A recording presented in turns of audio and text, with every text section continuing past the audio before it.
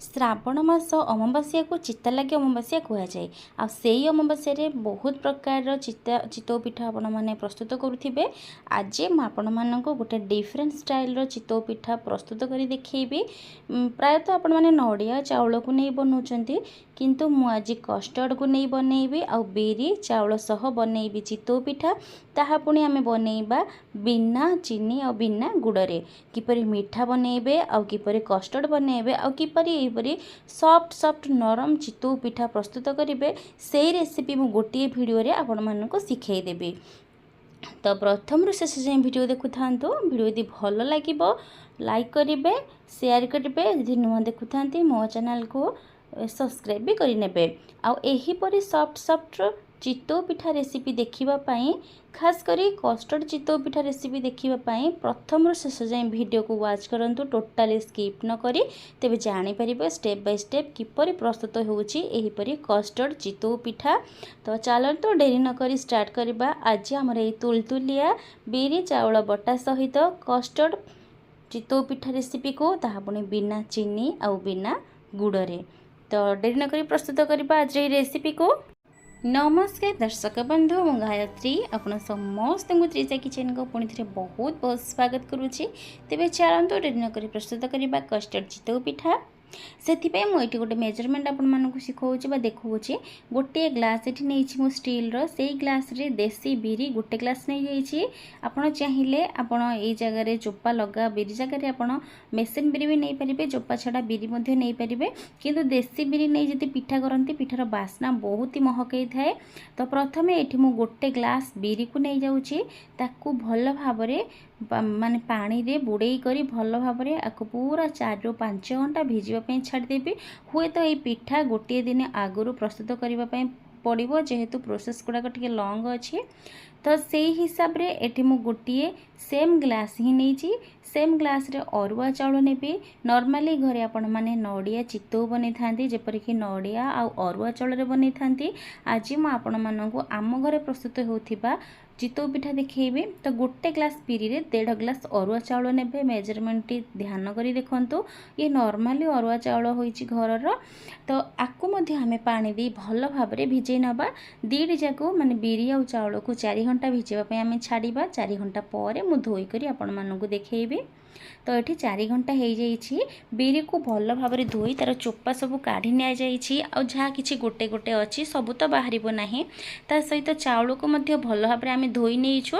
एवं दुईटी जाक आम ब्लेंडिंग जार रे पकई 2 थर रे ग्राइंड कर नहीं आसवा। जेहेतु मत लगुच गोटे थर रे हम ना 2 थर रे ही हम। तो प्रथम बिरी को 2 मुठा और चाउल को 2 मुठा पुणी बिरी एहीपरी मिसई करी आम ग्राइंड करवा। अलग अलग कर ग्राइंड करवा ना, दीटी जाक मिसई करी आम ग्राइंड करनबा। आउ जितेबाला ग्राइंड करेंगे अल्प पानी देवे, बेसी पानिया बेटर आमको दरकार नहीं। यही कस्टर्ड चितौ पिठारे टोटाली भी पानिया दरकार नहीं। तो देखंतु एहीपरी पूरा चिकन करी बाटी आनिबे आपणकर बिरी चाउल पेस्ट को। तो मुझे आणटी को 2 थर रे बाटी, गोटे थर तो है ना 2 थर रे होइछि। तो प्रथमे तो गोटे थर मुझे ट्रांसफर कर नेली गोटे मिक्सिंग बाउल को। आउ नेक्स्ट थर मुझे काढ़ी नेली माने 2 थर रे मुझे ग्राइंड करिछि। तो ग्राइंड तो हमरो ग्राइंड प्रोसेस टी हेई गला। देखि पारले केते इजीली ये ग्राइंड हो जाउछि बिरी चाउल। ता सहित एठी हम पकै नबा स्वाद अनुसार लूण को ऐड करिबा। लूण पकई सारा भल भाव में गोलई नबा। मु एई पिठारे कौनसी प्रकार बेकिंग सोडा बा बेकिंग पाउडर यूज करूना, जेहेतु ऑटोमेटिकली ये बहुत फ्लफी हम पिठाटी बिरी पड़ी। तो भल भाव में गोलई सारा आपको कभर करी 2 घंटा पर्यंत बाहर माने रूम टेम्परेचर रे रखी नबा, फ्रिज रे रखिबे नाही। से समय भितर आम कस्टर्ड बनई नबा। कस्टर्ड बनवाई ये मार्केट रे मिलुथिबा नॉर्मली कस्टर्ड पाउडर को मुझे नहीं जाइए। से गोटे चामच बा 1.5 चामच ये मुझे कस्टर्ड पाउडर देवी। 1.5 चामच देला आपको आम उषुम पानी हो कि उषुम क्षीर हो ताकू दे भल भाव में गोलई नबा। ये मुझे उषुम क्षीर दी भल भाव में गोलौची। देखिपुर कस्टर्ड कलर केते बढ़िया आसी जाइए। तो भल भाव में गोलई सारा नेक्स्ट प्रोसेस को जीवा। नेक्स्ट प्रोसेस रे एठी कड़ाई रे मु 1/2 लिटर क्षीर को गरम करिया को छाड़ी देइथिले। आ से माने अल्प टिके उषुम हो सारानी किंतु गोटे फुटण फुटिबा पई छाड़ीबा। तो देखि पाउछन्ती एठी टिके टिके फुटी आसलाणी। एई समय रे एठी मो मिश्री नै जाउची गोटे गिना पाखापाखि ये 100 ग्राम हबो। जदि आपण चाहंती चीनी गुड़ यूज करबा पई तेबे करि परिबे, किंतु एठी मो मिश्री रो यूज करूची। चीनी गुड़ को स्किप करी मिश्री पकई सारा पर भल भाव आपको गोलई नबा। तो गोटे थर मिश्री मेल्ट हो सारा पर फुटी सारा पर क्षीरटी आम जो गोलई रखी थे कस्टर्ड पानी को ताकू दे नबा। कस्टर्ड मिश्रण को पकई भल भाव आपको गोलई नबा। गोलई दबा द्वारा क्षीर कलर टी येलो कलर हो आस्ते आस्ते। तो बेसी समय आपको कुक करबा नहीं, आमको एठी बहलिया कस्टर्ड मिश्रण दरकार नहीं। क्षीरटी जस्ट टिके फुटब आउ कस्टर्ड टी गोटे पूर्ण फुटला पर्यंत वेट करबा। आर गोटे फ्लेवर आने ये 5टी गुजराती को दरदरा छेचिक नहीं आप चाहिए पाउडर करी मध्य ऐड करि परिबे। तो गुजराती को पकई सारा पर गोटे थर गोलई नबा और गैस रो फ्लेम को बंद कर नबा। तो से भितर आमर एठी 2 घंटा हो जाइए। 2 घंटा पर मो आणटी को देखौची, देखि परछन केते बहला अच्छे। बेसी पानी एठरे मो यूज करिनी कि आउ कौनसी प्रकार पानी देबिनी। बास आकु एबे आमे फेणैबा बिरिटी को डंकी साहाय्य फेणै सारा पर चितौ पिठा प्रस्तुत करबा। सेथिपे गोटे करेई नै जाइछि, सेथरे अल्प टिके रिफाइन तेल हो किंबा घी हो को ग्रेस करि नबा। आउ हाई फ्लेम रे ही कड़ाई रखिबे। कड़ाई रो धुआं बाहले माने कड़ाई तेल गरम हो सारा पर गोटे डंकी आम एठी बेटर को ऐड करबा। बेसी डंकी माने बेसी बेटर देबे नहीं कि बेसी बड़ करिवे नहीं, जेहेतु आमको कस्टर्ड रे बुड़ाइबा पई पड़िबो। तेणु करी छोट छोट पिठा हेले बहुत सुंदर लागिबो देखिबा पई।